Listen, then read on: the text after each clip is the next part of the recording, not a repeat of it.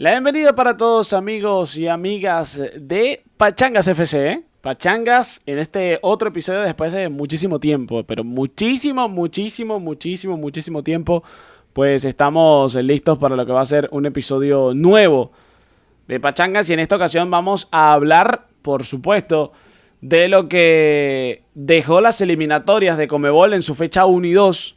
Más o menos un resumen global, ¿no? No vamos a hablar de la fecha 1 y 2 específicamente o de lleno, sino más que todo un resumen general de cómo están cada una de las selecciones y de cómo transcurrieron estas eliminatorias, por supuesto con Manuel D'Onofrio, que sé que está del otro lado, al cual le damos la bienvenida, y es el que nos va a explicar un poco la tónica de qué va todo esto, ¿no? Sí, bueno, justamente este es más un...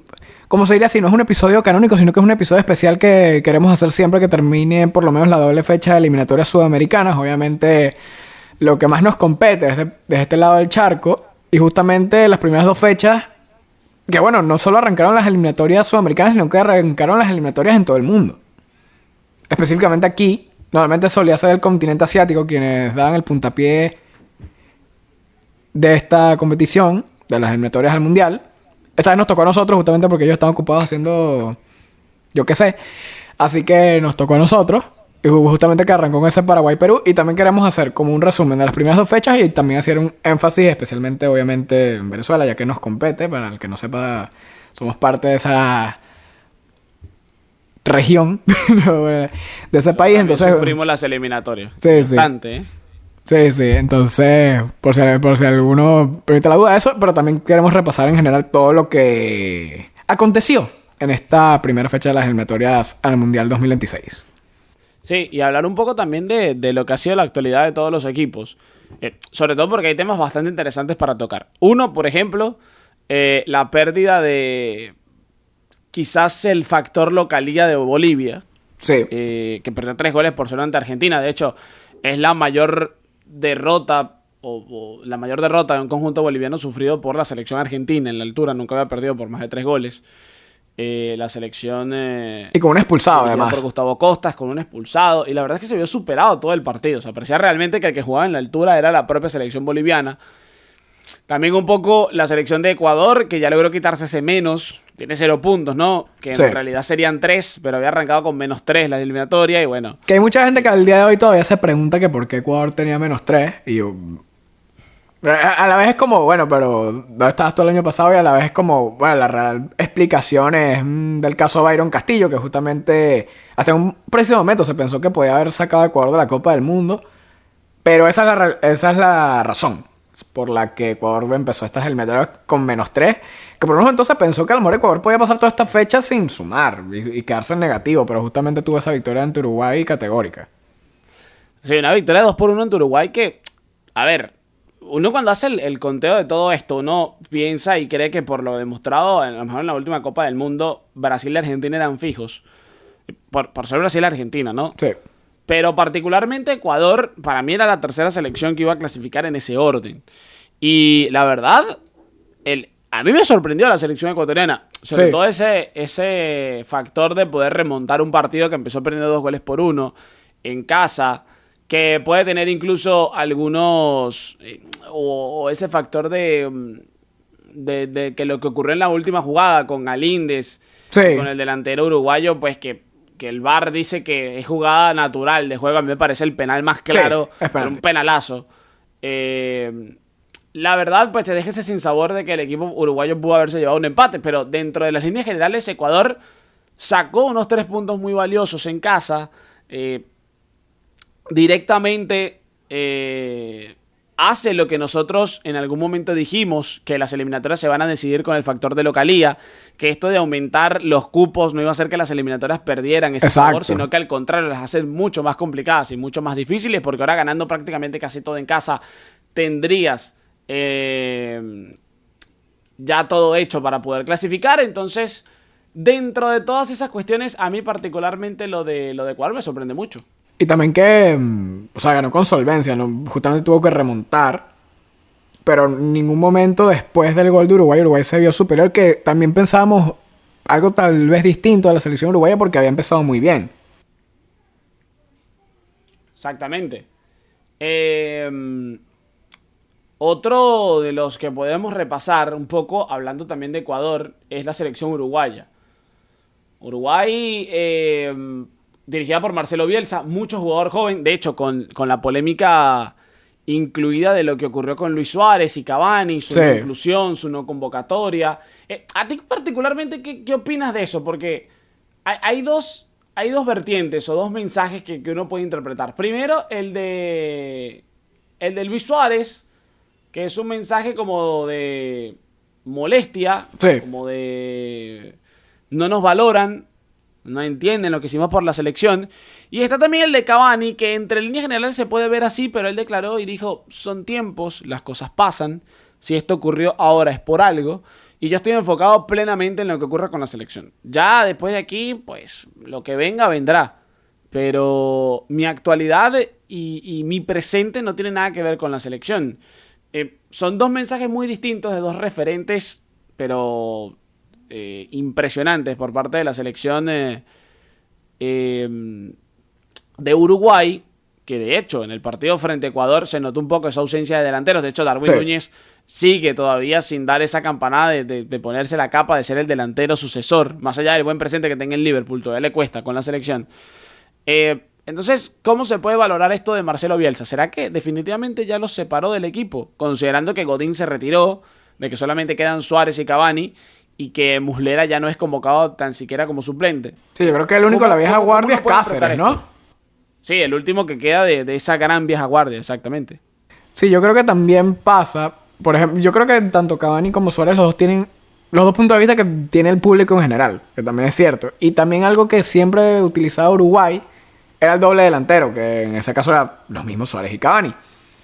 Ahora con Bielsa solo hay un punta, que en este caso fue el mismo Darwin Núñez, que a pesar de su buen presente todavía no da con la tecla en la selección uruguaya. Y ahí es la cuestión, quitas a Núñez y de verdad no hay otro delantero de calibre. Por lo menos al nivel de lo que podrían ofrecer Suárez y Cavani. Pero yo creo que ambos tienen razón a su propia manera. Tal vez no de las mejores formas por parte de Suárez, pero a la vez también, bueno, aunque también se ha visto mucho público uruguayo molesto con Bielsa por no haberlos llamado. Pero yo creo que pasa eso, que tampoco es que hay otra persona. Exactamente, es lo que mencionábamos. Es como ¿qué haces ante esta situación? O sea, ¿qué puedes hacer realmente? Sí, porque normalmente todo lo nuevo por parte de Uruguay pasa por el mediocampo, que son De la Cruz, Ugarte y Valverde. Y es la anatomía del propio Bielsa. Se notó en ese primer partido contra Chile. Ya vamos a estar hablando un poco de Chile también. Pero en el segundo partido sí dejó un poquito de qué desear eso. No sé si sea el momento para deshacerse de esa vieja guardia, pero sí deja un poquito que pensar y sobre todo qué puede ser de la situación de estos dos conjuntos. Y hablando también de estos dos conjuntos, hay que hablar de Chile. Una Chile que sumó una sola unidad, un empate 0-0 frente a Colombia. Un empate ante Colombia que fue más que todo por ímpetu y por amor propio a la camiseta, que realmente por juego. Perdió 3-1 frente a Uruguay en Montevideo. También hay que entender un poco que perder en Montevideo para Chile es completamente lógico y normal. Creo que Chile solamente ha conseguido, tan siquiera en toda su historia, 4 victorias, nada más allí. Yo creo que perder en Montevideo para cualquiera que no sea, por ejemplo, Argentina o Brasil, están las cuentas, por así decirlo. Exactamente. Y justamente una Chile que creo que también le pasa lo mismo que le pasaba, o que le puede pasar a Venezuela, que todavía... Bueno, no, lo mismo que le pasa a Uruguay, que no tiene el recambio. Y el recambio que viene, por lo menos lo que se vio en el sub-17 y en el sub-20, es limitado. Claro, y te deja esa sensación, ¿no? Y esa cuestión. Ahora, contra Colombia se vio una selección un poco más sólida. Sí, también es cierto. De mejor juego, pero claro, tuviste que recurrir a los Isla, a los Alexis Sánchez, a lo de siempre. A lo Arturo Vidal, que salió lesionado. Entonces, de alguna manera, de todos los equipos que hemos visto que pueden clasificar, creo que el que corre desde más atrás es Chile. Por esta cuestión del recambio y porque el equipo sí, quitando a Bolivia. Exactamente. Que lo de Bolivia no es solo futbolístico, es algo de verdad. No, ya lo de Bolivia es algo dirigencial. Y da un poco para analizar la situación. Individualmente, sí. Claro. Pero con Chile pasa esa situación bastante puntual y me gusta hacer énfasis en eso porque es una selección que se afianzó mucho de una generación, la exprimió hasta donde pudo, le dio lo máximo que pudo, le dio 2 Copas América, le dio un tercer puesto en la 2019.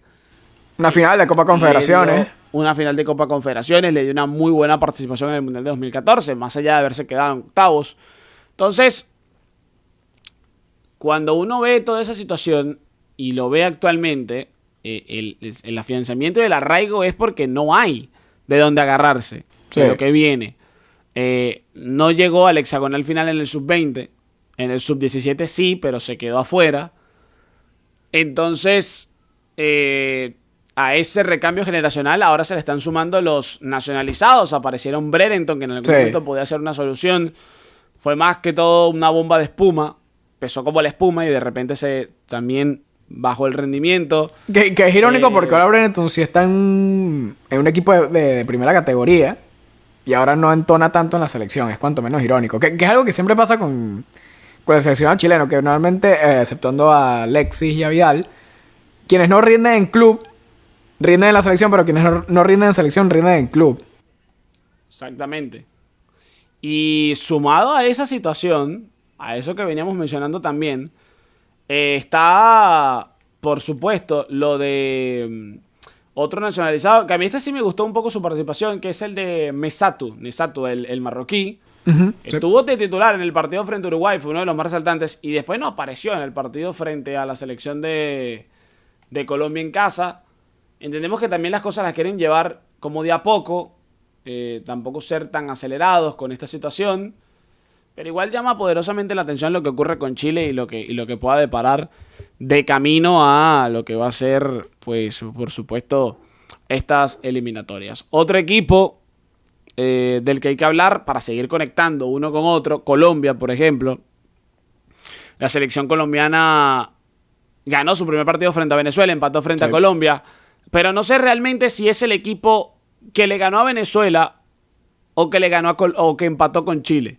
Porque es un termómetro muy grande. Cuestiones. Es un equipo que ataca mucho, tiene mucho juego ofensivo, pero parece que no es efectivo de cara al arco. O sea, y creo que también le pasa lo mismo que a Uruguay, es que no hay alguien en la delantera. Y más allá de lo que... O sea, pero alguien Que no sabe, o sea, que no hay alguien referencia al arco. Porque Luis Díaz está... Por ejemplo, tratar de hacerle suplencia o tratar de superar lo que hizo en algún momento Radamel Falcao parece algo imposible. Sí. O sea, parece realmente algo, digamos, utópico, ¿no?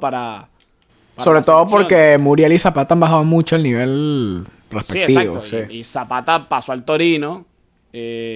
Muriel no es el mismo de hace un tiempo. Ahora está Santos Borré, que está en un nuevo club, en el Wolfsburg. En el Wolfsburg. Entonces, esa situación... de alguna manera... creo que estamos haciendo fe de ratos atrás. Creo que es el Werder Bremen, bueno, puede afectar de alguna manera el rendimiento o el desempeño de estos delanteros a lo largo de esta eliminatoria. Es un equipo que, como decimos, no jugó mal en ningún momento, pero no fue el equipo que uno pensaba que podía ser, porque contra Venezuela erró muchísimo y contra Colombia pasó exactamente lo mismo. Muchos errores contra Chile, cara ¿no? al arco, contra Chile, corrijo. Mucha mala definición. Y no sé si esto a ciertas le pueda afectar en algunos otros partidos contra selecciones que quizás aprovechen un poco más ese juego ofensivo. Y también que, bueno, lo que habíamos dicho justamente como una previa antes de esto es que prácticamente todas las selecciones, exceptuando tal vez la Argentina y de Brasil, vienen en recambio. O sea, totalmente nuevo, y yo creo que por lo menos esta primera fecha representa un poco lo que se vio. Claro, sobre todo, si podemos hablar de algunas otras selecciones, está la selección de Perú, que es otra selección que viene en recambio. De hecho, Perú sacó un empate ante Paraguay 0-0. Y aguantando, porque pasó 45 minutos con uno menos. Con uno menos. Sí. Claro, fue prácticamente milagroso.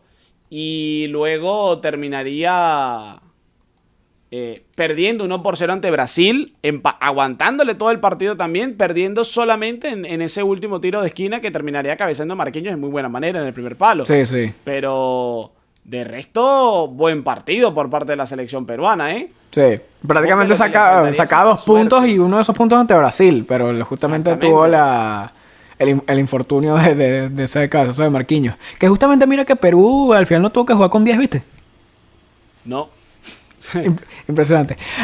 Pero sí, justamente una Perú que también viene en reconstrucción, que al final lo habíamos dicho antes que Gareca ya no está. Exacto. Gareca ya no está y la vieja guardia también empieza a pedir un poco de cambio. Es otra selección que trata un poquito de modificar lo que venía haciendo. Sí, de tratar de ser otra. Tal vez el punto de inflexión de Perú fue justamente ese repechaje ante Australia. Yo creo que desde ahí no ha levantado mucha cabeza. Pero es que ese fue un golpe muy fuerte. Sí. Porque, a ver, perder contra Australia en penaltis, sobre todo considerando lo mostrado por Perú, porque en ese partido no fue una selección ofensiva o lo que se venía mostrando de la selección peruana. Fue un golpe muy fuerte para los dirigidos en ese momento por Ricardo Gareca, que terminó con el ciclo de la manera más dolorosa posible. Sí. Y al final apostó una Australia que también se hizo uno de los mejores mundiales de su historia, pero realmente la Australia que jugó en el mundial es una Australia completamente diferente a la que jugó contra Perú. Exactamente. Pero la selección peruana, de todas maneras, de estos que están haciendo recambios, es creo que una de las que mejor cara mostró en estas eliminatorias. Sí. A pesar de no sumar de a 3. Pero es un equipo que por lo menos tiene una idea de juego, lo entiende, lo asume. Y que puede aguantar, por lo menos el partido contra Paraguay. Contra Paraguay y contra Brasil, ¿eh? Sí. Y ojo, buscándola en ofensiva. Quizás entendiendo un poco que el rival es Brasil y que la situación puede ser un poco compleja, pero lo hizo muy bien la selección de Perú. Sí, sí. La que no lo hizo también fue Paraguay. Exactamente. Paraguay no lo hizo también. Paraguay, hay un aura alrededor de Barros Esqueloto y de su posible destitución en las últimas horas, a día de hoy, 15 de septiembre. No, sí. para aquellos que sintonicen después y digan, no, pero Barros Esqueloto ya renunció. Bueno, 15 de septiembre. Barros Esqueloto está prácticamente en la cuerda floja. Se manejan varios nombres. Está Gareca, que es el que todos los peruanos quieren. Todos los paraguayos, quieren. Está también Marcelo Gallardo, pero es prácticamente imposible, básicamente porque Gallardo como que no se tomó un año sabático, quiere es un siglo sabático. No, él no va a trabajar más. Él dijo que ya no, ¿sabes? Basta. Sí, O está esperando que De Michelis también patine y haga la gran Zidane, sea un técnico de un solo club.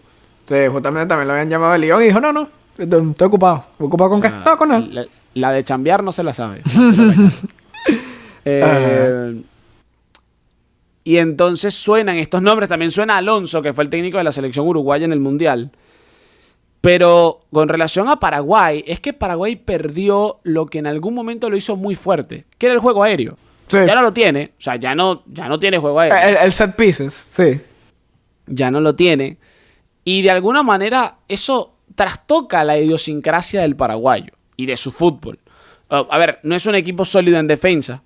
No es un equipo sólido en el juego aéreo. Tiene muy buena mitad de la cancha, pero sí, más que todo por el presente de sus jugadores en sus clubes, de lo que realmente pueden hacer en la selección. Son Miguel Almirón dependiente. Apareció ahora este chamo, Enciso, que está lesionado. Sosa, ¿no? Ramón Sosa. Sosa también. Obviamente está lesionado, pero Ramón Sosa. Muy buen jugador también, pero no puede cargar con toda la zona ofensiva. Y sobre todo el partido con Venezuela es muy criticado porque arrancaron por las bandas Alonso y el Sicario Rojas por derecha. Sí. Sicario Rojas y Alonso son centrales. Salió prácticamente con 4 centrales, 2 jugando de lateral. Y si sales tú con 4 centrales en un partido, esto te da a indicar de que el empate era lo más justo o lo que fuiste a buscar en Venezuela. Sí, bueno, y al final ingresa Piris, que justamente fue uno de los cambios por los laterales y fue quien terminó cometiendo el penal. Exactamente. Y, o sea, de alguna manera, con lo mostrado con Perú, Paraguay tenía que venir a buscar el partido. Sí. O sea, por lo mostrado frente a Perú, no solamente por el empate ante Perú, sino por lo que perdiste. Porque para Perú es ganar un punto, pero Paraguay es perder 2. Sobre todo por cómo terminó el partido, con las grandes situaciones que tuvo Paraguay, con las pelotas que pegó en el palo, con todo lo que intentó buscar. Y que pasó todo un tiempo con un hombre más. Exactamente. Para Paraguay, ese empate es perder 2 puntos. Sobre todo porque es en casa. No es de visitante, porque de visitante, bueno, le puedes ver el gran rédito al partido y sobre todo con estas eliminatorias que lo recalcamos. De local hay que hacerse fuertes. Sí. Y de visitante tratar de rasguñar un punto. El que pierda de visitante, lamentablemente, no va a tener ninguna chance de clasificar al Mundial. Eso hay que decirlo desde ya. Sí. Y la selección paraguaya perdió esos 2 puntos frente a Perú y se termina yendo con las manos vacías. Porque pudiste haber terminado la primera fecha con 3 unidades y estar tranquilo. Pero ahora tienes un solo punto. Estás empatado con Chile, que no está bien, pero sacó un punto. Contra Perú, que le tuvo que bailar con la más fea con Brasil, pero sacó un punto. Exacto. ¿Qué otra selección se me escapa allí? También está Ecuador, que está soplando en la nuca, a pesar de que no pertenece a ese lote, pero ya tiene 0 puntos, ya no tiene -3. Venezuela se te escapó, ahora tiene 3 puntos. Entonces, uno ve esas situaciones y sobreentiende y entiende un poco la molestia del hincha y del periodista paraguayo con relación a cómo está su selección actualmente. Sí, que justamente yo creo que el último gran hito que tuvo Paraguay, por lo menos importante, fue esa final en 2011 y el Mundial de 2014. De resto... No, mentira, la Copa América del 2011. Donde estuvieron más cerca del Mundial fue en... Sí, no, la Copa América... No, pero digo que lo último... El que Paraguay se metió en unas semifinales, que fue importante, que fue protagonista, fue en 2011. Sí, de resto no hay más nada de Paraguay. O sea, ha estado desaparecido bajo del ámbito y el radar futbolístico. Sí. Y eso pesa mucho, ¿eh? Pesa mucho porque desde el Tata Martino no ha podido dar pie con bola a la selección paraguaya en esta competición. Vino Ramón Díaz y bueno, pasaron otra gran cantidad de técnicos que no pudieron darle la vuelta al carro. Y bueno, nos toca finalmente hablar de Venezuela. Nos toca finalmente hablar de la selección vinotinto. Una Venezuela que en líneas generales fue una buena fecha eliminatoria. Sí. ¿Por qué? Primero, no hay que irnos al extremo del pesimismo de la derrota con Colombia. A ver, dentro de los cálculos era el partido perdible. Sí. Muchachos, a pesar de que uno diga que es el clásico, que uno lo quiere ganar y toda la cuestión, ese partido era 100% perdible. La cuestión es cómo lo perdías.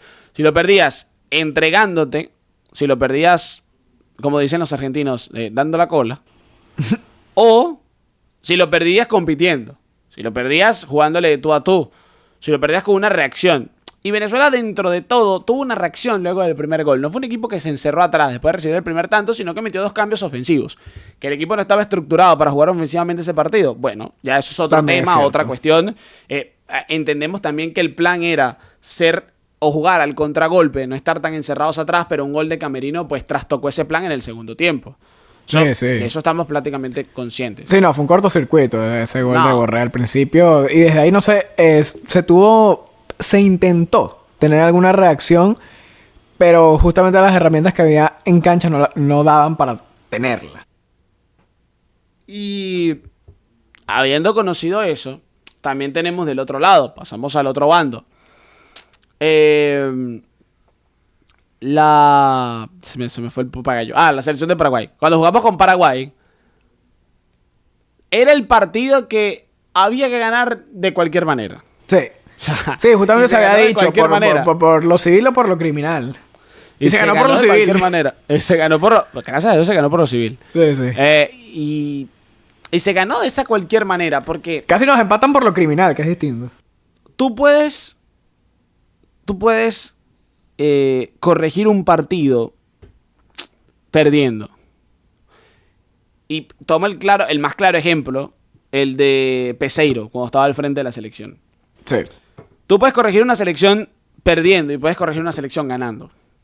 Puedes corregir una selección por obligación y una por meritocracia o por un pensamiento distinto.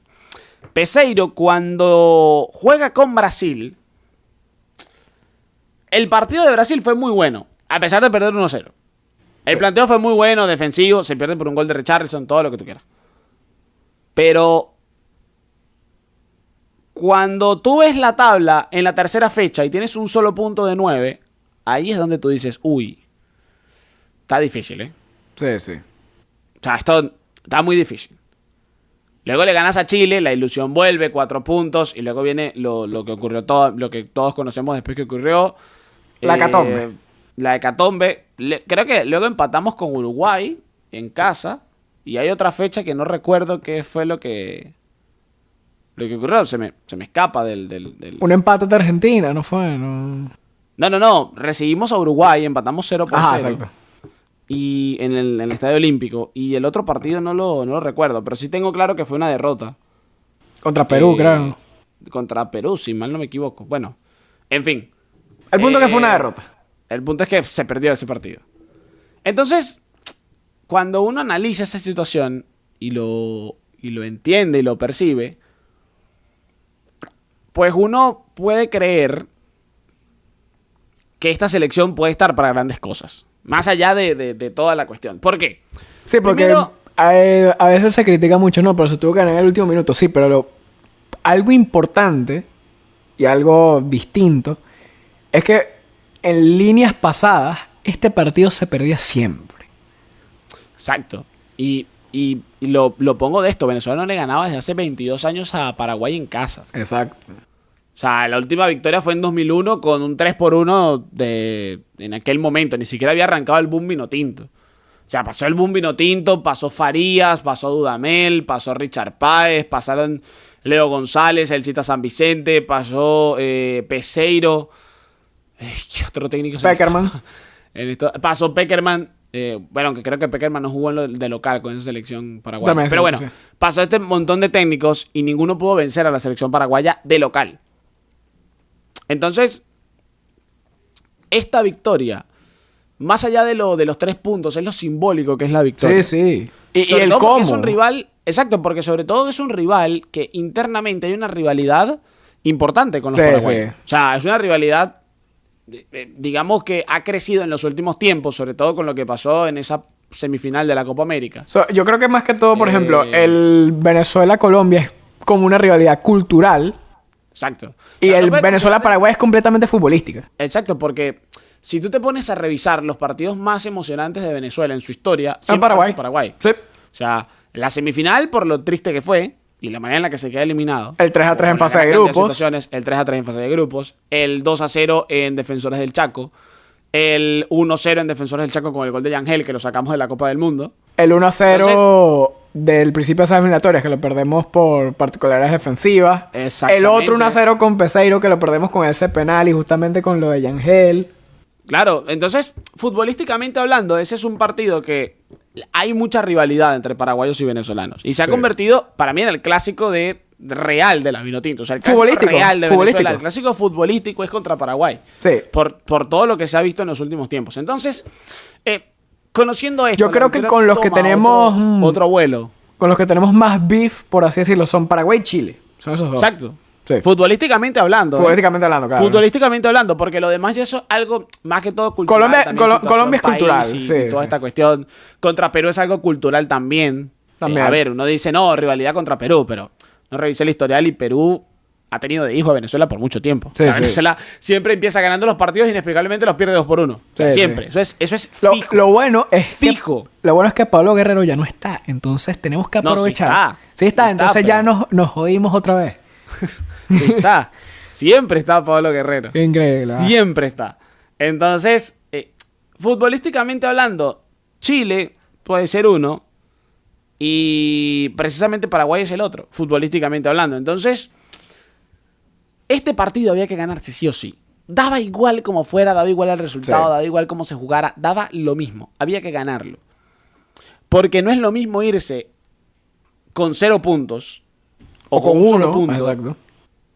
Que con 3. Porque entonces tú empiezas a sacar las cuentas, porque las cuentas se sacan así. Son 3 puntos. Y porque es un partido en casa. Claro, la siguiente fecha es Brasil de visitante, que obviamente es muy complicado sacar un punto de Brasil. O sea, habría que hacer un Copa América 2019. Que una vez se hizo. Habría que hacer un Copa América 2019 donde... Bueno, el mejor partido, yo creo que es el mejor partido hasta ahora. Esperemos que el siguiente partido también sea así, de Jordan Osorio. O sea, increíble. Y después recibes a Chile en casa. Que son justamente los 2 partidos que hemos dicho. Exactamente. Y es una cuestión importante. Conocer esta situación, sobre todo por el momento de la selección chilena, ¿no? Sí. Sobre todo por el momento de Chile y toda su cuestión. ¿Qué ocurre? que Chile tiene que jugar contra Perú en el famoso clásico Del Pacífico, sí. del Pacífico. Es un partido duro en Chile. Chile puede llegar con una sola unidad, totalmente golpeado. Sí, sí. Y nosotros podemos darle cachetazo. Pero nosotros sabemos que tenemos que sumar de a 3. En el anterior contexto le ganamos ya 2-1 a Chile en casa.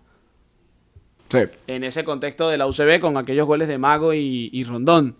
Entonces,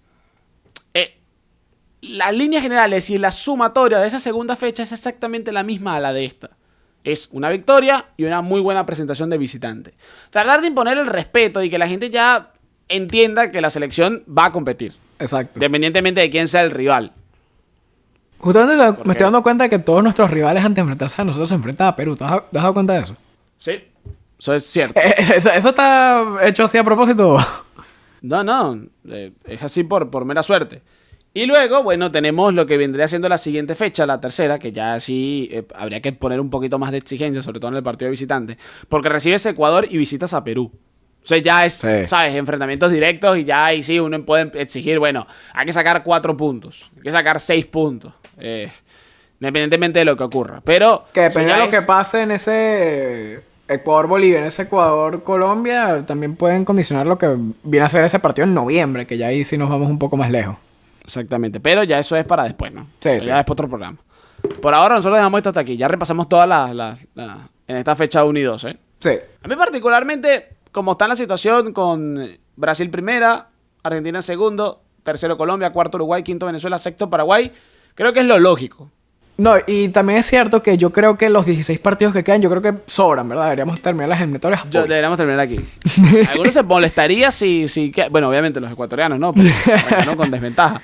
Pero yo no me molestaría, la verdad, si eso termina así. De hecho, si Ecuador hubiera ganado sus 3 puntos, estaría quinto y nosotros estaremos sexto. Igual pasaremos directo. Igual, listo, o sea, exacto. 16 jornadas que sobran, ¿eh? La verdad, yo, sinceramente, todo esto sobra. Pero no sé ustedes. Pero sí, y bueno, también justamente, obviamente ahorita estamos como en un estado de éxtasis, sobre todo por el... Lo avisamos ahorita. Sí. Si la bochaneta sigue sumando puntos, bueno, nosotros avisamos que todavía hay que terminarlo Ya. en la jornada 2.